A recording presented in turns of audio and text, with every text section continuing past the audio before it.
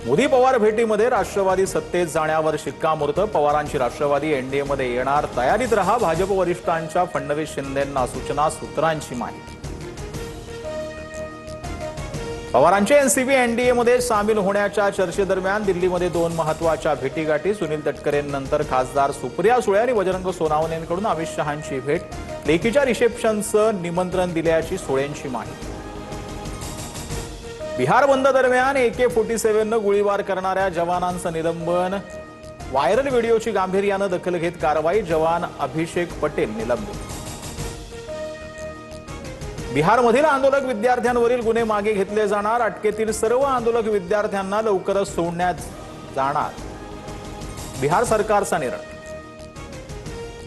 आसाम, बिहार आणि पश्चिम बंगालमध्ये विद्यार्थ्यांना अटक। सरकारनं तातडीनं FIR मागे घेऊन आश्वासन पाळावं। विद्यार्थ्यांना नट सोडल्यास पुन्हा आंदोलन करणार, CJPचा इशारा।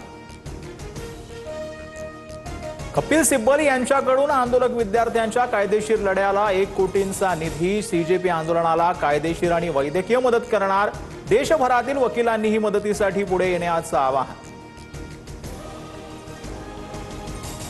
लोकसभेत सरकारकडून सार्वजनिक परीक्षा सुधारणा विधेयक सादर। उद्या विधेयकावर चर्चा होणार। आजच्या चर्चेदरम्यान लाठीचार्जबाबत शहांनी निवेदन देण्याच्या मागणीसाठी विरोधकांचा गदारोळ। MPSC औषध निरीक्षक पदाचा पेपर फुटल्याचा आरोप। नंदुरबारच्या कौटिल्य अकॅडमीतून पेपर फुटल्याचा दावा। अकॅडमीने मात्र आरोप फेटाळले। या प्रकरणाची चौकशी करून पोलिसात तक्रार दाखल करणार, महाराष्ट्र लोकसेवा आयोगाची माहिती।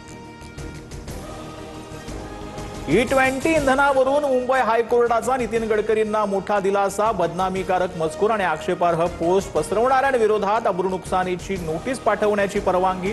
Meta, Google, deepfake, AI content पसरवणाऱ्यांविरोधात कारवाई होणार। ठाणे पालिकेत पुन्हा शिंदेंची शिवसेना विरुद्ध भाजप वाद चव्हाट्यावर। उद्घाटनाला न बोलावल्यानं उपमहापौर आणि भाजपचे नगरसेवक नाराज। पुन्हा उद्घाटन करण्याच्या मागणीसाठी आयुक्तांना पत्र। शिंदेंकडून ठाण्यात विविध विकास कामांचं भूमिपूजन जे आहे ते करण्यात आलं। सोया बनवतानाचा किळसवाना व्हिडिओ समोर। व्हिडिओनंतर नेटकऱ्यांकडून संताप व्यक्त। ग्राहकांच्या आरोग्याशी खेळ करणाऱ्यांवर कारवाईची मागणी।